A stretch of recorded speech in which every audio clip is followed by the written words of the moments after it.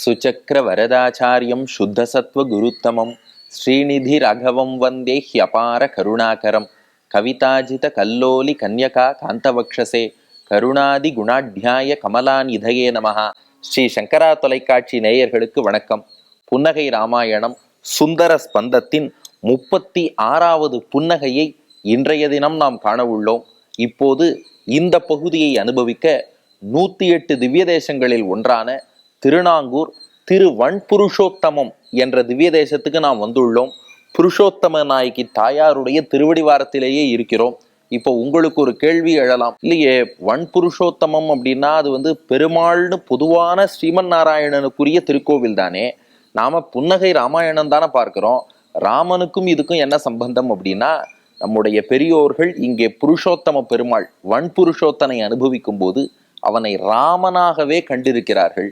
ஏன்னா ராமபிரானுக்குத்தான் புருஷோத்தமன் என்று ஒரு திருநாமமே உண்டு. ஒரு உத்தமமான புருஷன் எப்படியெல்லாம் இருக்க வேண்டுமோ, நடையில் நின்று உயர் நாயகன் என்று கம்பர் கொண்டாடினார். கற்பார் இராமபிரானையல்லால் மற்றும் கற்பரோ என்று நம்மாழ்வார் பாடினார். அப்படி ஒரு புருஷோத்தமன், ஒரு சிறந்த புருஷன் எப்படி இருக்கணுமோ அதை வாழ்ந்து காட்டியவன் ஸ்ரீ ராமபிரான். அது மட்டும் இல்ல, இந்த க்ஷேத்திரத்துக்கு வன் புருஷோத்தமம் என்று திருநாமம். வன் என்ற சொல்லானது வள்ளல் தன்மை, வன்மையை குறிக்கிறது. அப்போ வள்ளலாக எல்லோருக்கும் அள்ளி கொடுப்பவன், புருஷர்களிலே சிறந்தவன் வன் புருஷோத்தமன் என்றால் ராமனை தவிர வேறு யாராக இருக்க முடியும்? அதனால இந்த திருத்தலத்தை ராமனுக்குரிய திருத்தலமாகவே பெரியோர்கள் கண்டு அனுபவித்திருக்கிறார்கள். அதனாலதான் 108 திவ்ய தேசங்கள்ல திருநாங்கூர் திவ்ய தேசங்களுள் ஒன்றான திருவன் புருஷோத்தமம் என்ற க்ஷேத்திரத்தில் இருந்து புன்னகை ராமாயணத்தின் அடுத்த சில புன்னகைகளை நாம் ரசிக்க உள்ளோம். இப்போது சுந்தர ஸ்பந்தத்தின் 36வது புன்னகை. இப்போ காட்சி என்னன்னா, உங்க மனத்திரையில் ஏற்கனவே நீங்கள் அனுபவித்து கொண்டுதான் வருகிறீர்கள். அதாவது சுந்தர காண்டத்துல ஹனுமான் என்னென்ன சாகசங்கள்லாம் இலங்கையில செஞ்சாரோ அதையெல்லாம் இப்போது சீத்தை ராமனுக்கு உபன்யாசம் பண்றார். அதையெல்லாம் ஆனந்தமாக ராமன் கேட்கிறான். அப்போ உங்கள் மனத்திரையை திறந்து கொள்ளுங்கள். காட்சி அந்த வடுவூர் கருவறையை அப்படியே நினைத்து கொள்ளுங்கள். சீதாதேவி ராமனுக்கு உபன்யாசம் பண்ண, ராமன் செவிகுளிர ஹனுமானுடைய பெருமையை கேட்க, அருகிலே கைங்கரியத்துக்காக லக்ஷ்மணன் காத்திருக்க, ஹனுமான் கை கட்டி வாய்ப்பொத்தி ராமபிரானுடைய அனுகிரகத்தால் தான் இத்தனையும் நடந்தது, அடியேன் ஒண்ணுமே பண்ணலன்னு பரம வினயத்தோடு பரம பணிவோடு ஹனுமான் எதிரே நிற்க, இந்த காட்சி உங்கள் மனத்திரையிலே தெரிய சுந்தர ஸ்பந்தத்தின் 36வது ஸ்லோகம். இப்போ சீத்தை ஒரு முக்கியமான விஷயத்த ராமன்ட்ட சொல்றாளாம். என்னன்னா, இப்படி ஹனுமான் இலங்கைக்கு வந்து தான் ராமதூதன் என்பதை நிரூபித்து உங்களுடைய கணையாழி மோதிரத்தையும் என்னிடம் கொடுத்தான் அல்லவா, அப்ப நான் ஹனுமானிடம் ஒரு கேள்வி கேட்டேன் நான் சீத்தை. அதை சீத்தை சொல்ல, சீத்தை கேட்ட அந்த கேள்வியை நினைத்து ராமன் புன்னகை செய்கிறானாம். ஸ்லோகத்தை பாருங்கள், நன்றாகவே ரசிக்கலாம். சுமித்ரா புத்திர கிம் சுஹ்ருத் அதிதராம் பிராதரி ரதஹா விதத்தே சுஸ்ரூஷாம் மமச்ச யததே மார்கண விதௌ இதி ஸ்வாமின் பிருஷ்ட பவன தனயோபூத் இதி கிரா பிரியாயாஸ்தே மந்த ஸ்மிதமவது ஜாத்தம் ரகுபதே. இப்போ சீத்தை ராமபிரான்ட்ட சொல்றாளாம், சுவாமி, நான் ஹனுமான் இப்படித்தான் ராமதூதன்கிறத என்கிட்ட நிரூபிச்சானா? அப்ப ஹனுமான்ட்ட ஒரு கேள்வி கேட்டேன். சுமித்ரா புத்திரஹா, சுமித்ரையின் மகனாகிய லக்ஷ்மணன் இருக்கிறானே, சுஹ்ருத்து, அவன் ரொம்ப நல்ல எண்ணம் படைத்தவன், ரொம்ப நன்மதிப்பு மிக்கவன், நல்ல எண்ணம் கொண்டவன். அது மட்டும் இல்ல, அதிதராம் பிராத்தரி ரதஹா, தன் அண்ணனான ராமபிரான் இடத்துல மிகுந்த பக்தி, அன்பு, பாசம் எல்லாம் கொண்டவன். அப்போ ரொம்ப நல்லெண்ணம் மிக்கவன், அண்ணனிடத்திலே மிகுந்த பாசமும் பக்தியும் கொண்டவன். விதத்தே சுஸ்ரூஷாம், அவன் ராமபிரானுக்கு எல்லா கைங்கரியங்களும் செய்து கொண்டு இருக்கக்கூடியவன். அந்த லக்ஷ்மணன் மமச்ச யததே மார்கண விதௌ, அவன் என்னை தேடும் விஷயத்தில் ராமனுக்கு ஏதாவது கைக்கரியம் எல்லாம் பண்ணிட்டு இருக்கானா அப்படின்னு இதி சுவாமின் பிருஷ்ட பவன தனயோபூத் இதிகிரா. இப்ப சீத்தை சொல்றா, அதனால ஹனுமான் என்னிடம் வந்தபோது லக்ஷ்மணன் ரொம்ப நல்லெண்ணம் கொண்டவனாச்சே, அண்ணனிடத்துல பரம பக்தி கொண்டவனாச்சே, ராம கைங்கரியத்திலே ஈடுபட்டவனாச்சே, என்னை தேடுவதற்காக ராமனுக்கு அந்த லக்ஷ்மணன் ஏதாவது கைங்கரியம் செய்கிறானா என்று ஹனுமானிடம் நான் விசாரித்தேன்னு சீத்தை சொன்னா, ராமா அதை கேட்டவாறே பிரியாயாஸ்தே மந்தஸ்மிதம் அவது ஜாத்தம் ரகுபதே, அவளுடைய வார்த்தையை கேட்டபோது உன் முகத்திலே ஒரு மெல்லிய புன்னகை தோன்றியதே, ராமா, அந்த புன்னகை எங்கள் அத்தனை பேரையும் காத்தருளட்டும் என்று இந்த ஸ்லோகத்திலே பிரார்த்திக்கிறார் வில்லூர் சுவாமி. அப்போ ஸ்லோகத்தினுடைய கருத்து என்னன்னா, சீத்தை ராமன்கிட்ட சொல்றா, ஹனுமான் என்கிட்ட வந்தபோது நல்லெண்ணம் கொண்டவனும் அண்ணனிடத்திலே பக்தி கொண்டவனும் அண்ணனுக்கு தொண்டு செய்பவனும் ஆகிய லக்ஷ்மணன் என்னை தேடுவதிலையும் ராமனுக்கு ஏதாவது அசிஸ்ட் பண்றானா, கைங்கரியம் பண்றானா என்று ஹனுமானிடம் நான் கேட்டேன் அப்படின்னு சீதை சொல்லவும் ராமன் சிரிச்சுட்டானோ. இங்கே ராமனுடைய புன்னகைக்கான காரணம் என்னன்னா, ஆஹா, லக்ஷ்மணன் மீது சீத்தை நன்மதிப்பு வச்சிருக்காளேன்னு நினைச்சு ராமன் சிரிச்சானோ. ஏன்னா இதுவரை கேட்கும்போது ஒரு சாதாரண ஸ்லோகமோன்னு உங்களுக்கு தோணும். இந்த ஸ்லோகத்துக்குள்ள ஆழ்ந்த பொருள் இருக்கு. கடைசியா சீத்தை லக்ஷ்மணனை பார்த்த போது அவள் சொன்ன வார்த்தை என்ன? லக்ஷ்மணனை பார்த்து என்ன சொல்லிடுறா, எப்பா அந்த மாரீச்சன் தான் ராமன் குரல்ல ஹா சீதா ஹா லக்ஷ்மணான்னு சொல்லி உயிரை விட்டான். அந்த மாயமான் எழுப்பிய குரலை கேட்டுட்டு சீத்தை லக்ஷ்மணன்ட்ட உங்க அண்ணாவுக்கு ஆபத்து போன்னா. லக்ஷ்மணன் சொன்னா, அதெல்லாம் இல்லை அண்ணி, நீங்க பயப்படாதீங்க, அண்ணனுக்கு யாராலையும் ஆபத்து ஏற்படுத்த முடியாதுன்னா. ஆனா சீத்தை என்ன சொன்னா, ஏன்பா ராமனுக்கு ஆபத்துங்கிறேன், அப்போதும் நீ இங்கே இருக்கிறாய் என்றால் அப்ப ராமனுடைய மரணத்துக்கு நீயும் சம்மதிக்கிறாயா? அப்ப அது உனக்கு இஷ்டம் போல இருக்கே. அப்ப ராமனுடைய மரணத்தை நீ விரும்புகிறாய் என்றால் உன் மனத்தில் வேற ஏதோ ஆசை இருக்குன்னு நினைக்கிறேன். ஒருவேளை என்ன அபகரிக்க வேண்டும் என்று நீ நினைக்கிறாயா? அதற்காகத்தான் இங்கே வந்தாயா? அதற்காகத்தான் பரதன் உன்னை அனுப்பி வைத்தானா?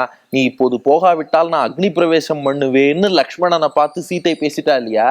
அப்போ அந்த மாதிரி பேசியதால் தான் காதை பொத்திண்டு அந்த மாதிரி வார்த்தைகளை, ஏன்னா சீத்தையோட திருவடியை தவிர வேற எதையுமே செவிக்காதவன் லக்ஷ்மணன், இப்படி ஒரு வார்த்தை பேசிட்டாளேன்னு அதை பொறுத்துக்க முடியாம தான் லக்ஷ்மணன் போறான். அந்த கேப்ல தான் ராவணன் வந்து சீதையை அபகரித்து சென்றான்.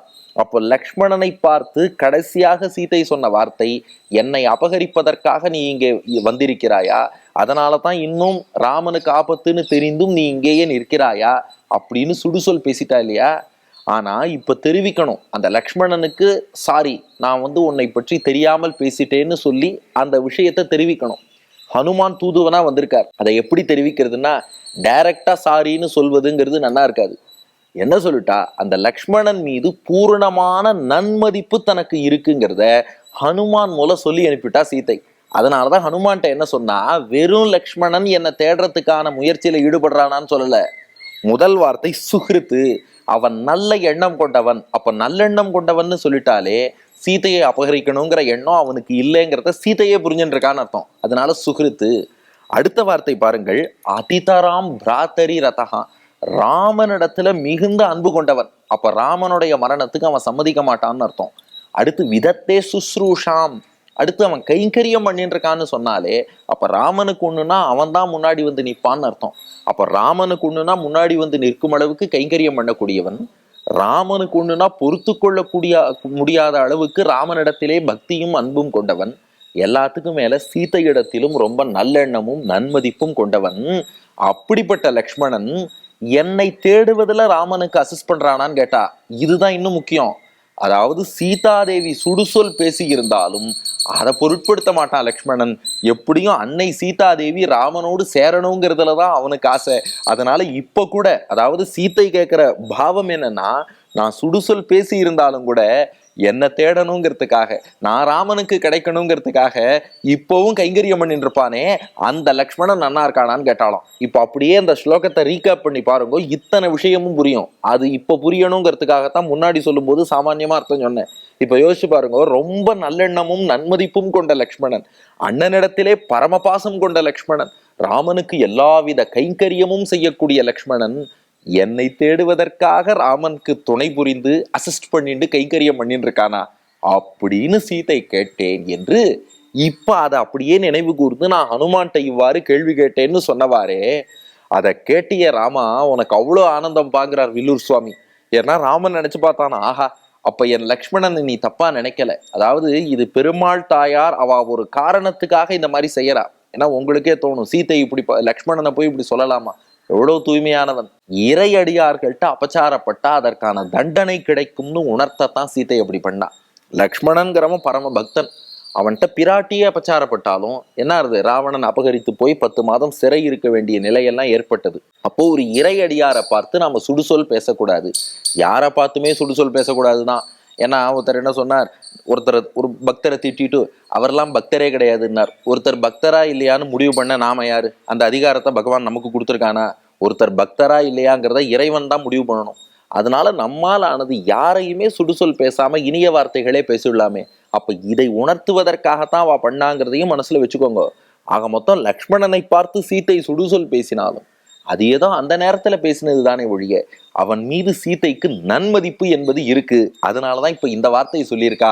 அதை நினைச்சு ஆஹா, என் லக்ஷ்மணன் மீது சீதைக்கு இவ்வளவு அன்பா என்று நினைத்து ராமன் புன்னகை செய்தான். இதுதான் புன்னகைக்கான காரணம். அப்போ மொத்தம் 3 விஷயம். புன்னகைக்கான காரணம் என்ன, இது உணர்த்தும் அனுமானின் குணம் என்ன, பலன் என்ன, 3ஐயும் தானே பார்த்து வரோம். அப்போ முதல் விஷயம், இந்த புன்னகைக்கான காரணம் லக்ஷ்மணன் மீது சீதை நன்மதிப்பு வைத்திருக்கிறாள்.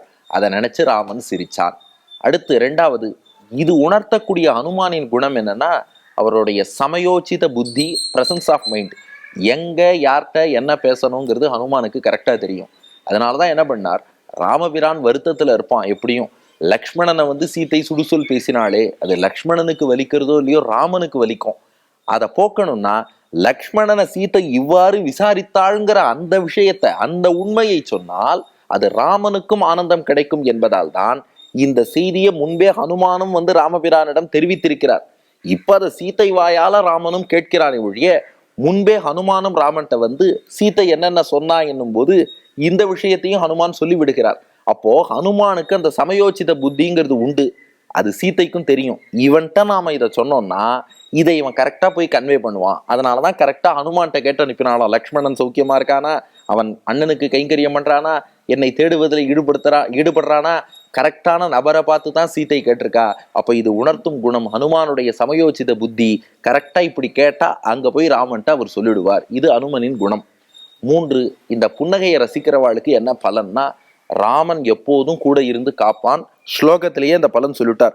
மந்தஸ்மிதம் அவது ஜாத்தம் ரகுபதே, இந்த புன்னகையே எங்களெல்லாம் காப்பாத்துனார். அதனால என்றென்றும் ராமனும் அவன் புன்னகையும் நமக்கு துணை நிற்க வாங்கோ இந்த அற்புதமான ஸ்லோகத்தை சேவிப்போம். சுமித்ரா புத்திர கிம் சுஹிருத் அதிதராம் பிராதரி ரதஹ விதத்தே சுஸ்ரூஷாம் மமச்ச யததே மார்கண விதௌ இதி ஸ்வாமின் பிருஷ்ட பவனதனயோ பூத் இதி கிரா பிரியாயாஸ்தே மந்தஸ்மிதம் அவது ஜாத்தம் ரகுபதே என்று சொல்வோம். ராமபிரான் எப்போதும் துணை நின்று நம்மை ரட்சிப்பான். ராமனே ரட்சகன். நன்றி, வணக்கம்.